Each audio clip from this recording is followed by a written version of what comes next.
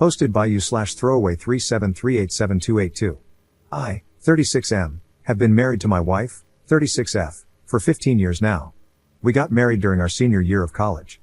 Upon graduation, she worked for 3 years to help support our finances while I was in law school. During my last year of law school, my wife got pregnant with our son, Zane, 12M. After his birth and my graduation, I found work at a big firm in NYC. I began making a good six-figure income, and my wife asked if she could become a stay-at-home mom to help raise our son. I agreed and told her I would cover the household finances. We never had any issues with this arrangement. True, I worked long hours, but she understood. The house was always clean, and there was always food ready when I got home. It was a great dynamic. The only issue was that I rarely saw my kid. Zane was usually asleep by the time I got home because I would get home late. Zane and his mom were close because they spent so much time together. Fast forward to 2020, and COVID hit. During COVID, firms, including the one I worked at, moved to remote work. I was happy because I could work from home and spend more time with my wife and kid. Zane loved it. He would bring his Legos and toys into my room, sit on the floor, and play near me. We could talk and have a good time. At first, my wife was happy about it. She liked seeing us together, and she would join us in the room, too. I would do my work, and they would hang around. However, if everything had stayed great, I wouldn't be writing this. It's been 3 years since 2020, and my firm still allows remote work, so I still take advantage of it.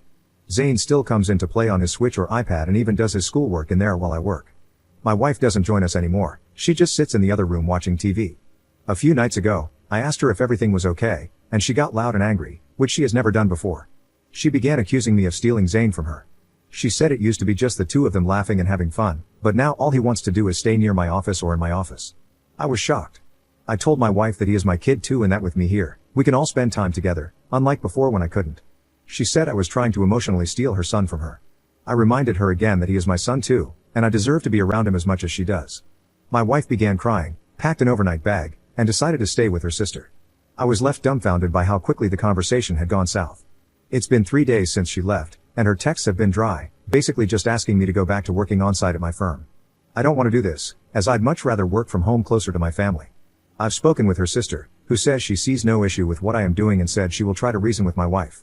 I told one of my friends, and he asked if it was possible that Zane wasn't my kid and that my wife was feeling guilty seeing us together. I told him that wasn't possible, not only because my wife has never shown any signs of being unfaithful, even while we were dating, but also because we did a paternity test for peace of mind. That was the lawyer part of me. We also have security cameras in and around the house due to 2 security incidents a few years ago. My wife never leaves without texting me, and nothing is off at home. We also share each other's locations on our iPhones, so I doubt there's an affair being covered up. She also still spends a lot of time with Zane and enjoys taking him out when they go somewhere. Zane is wondering where mom is, and I am left really confused. Has anyone ever dealt with something like this before? Any thoughts on what I should do? Update 2 days later. Good update. I went to speak with my wife the night I made this post. I went over to her sister's house to try and understand why she said what she said. Upon seeing me, she immediately began crying and asking me to forgive her, saying she was sorry for what she had said. Apparently, she had talked with her sister, who tried explaining to her that our son was growing up and becoming more independent. The majority of the comments on the original post were right. She had been a stay-at-home mom for the past 12 years, but now that our son was exploring his independence, she didn't know what to do and felt lost. I asked her what caused the big blow-up, and she said that our son had told her he wanted to stop doing their weekly baking Saturdays because he wanted to start watching college football with me instead. His school is also asking them to explore their extracurriculars for next year, and my wife wanted him to do a cooking extracurricular that the school provides. He told her he didn't want to do that and instead wanted to start playing football. Important to note that, in my office where I said my son spends a lot of time, there's a lot of my football memorabilia. I played in high school, as did my brother and my father. I have a few trophies and a state championship ring that Zane likes to hold and look at. No, I didn't play in college, I was a backup on the team. Basically, what did it for her was that Zane started to ignore all the old hobbies they did together and wanted to align himself with my interests. She felt the connection between them weakening.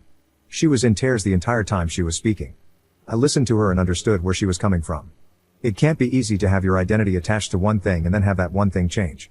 I asked her why she was gone for 3 days. She said she didn't mean to be gone for that long, but when her sister mentioned she had put her entire identity into our son, she thought it would be a good idea to be away for a few days to give herself some separation. I told her that he will always be her son and that she will always hold a special place in his heart. No matter how old he gets or how his interests change, he will always need his mom. He's just changing, and part of our job as parents is to embrace that change and support him. She came home with me that night. She hugged Zane and cried, telling him that she was sorry for leaving.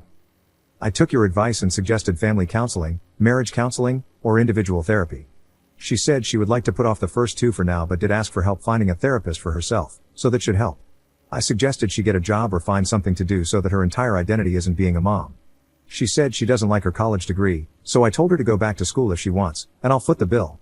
She's planning on attending culinary school and wants to open a YouTube cooking channel, and I told her I'm behind her 100%. She also wanted to start working at her friend's bakery, so she will be starting there next month. I also suggested group family time so that the three of us can do more activities together. I'm also asking Zane if he would want to have designated mom time and designated dad time. He can do activities with his mom, and I can do activities with him. He asked me to help him practice football, so I'm thrilled to do that with him. We also decided that mom and dad need to have their alone time, so Zane is going to get more free time to himself. The past 2 nights have been great, and I'm happy to see my wife happy and back home with us. Thank you guys for all your support and comments. A few answers to questions from the comments last time. 1. Why does my wife have to text me when she is going somewhere? She doesn't. We both text each other out of our free will. This is NYC, and we have both been mugged before. This is a protective measure so we know where the other is in case anything happens.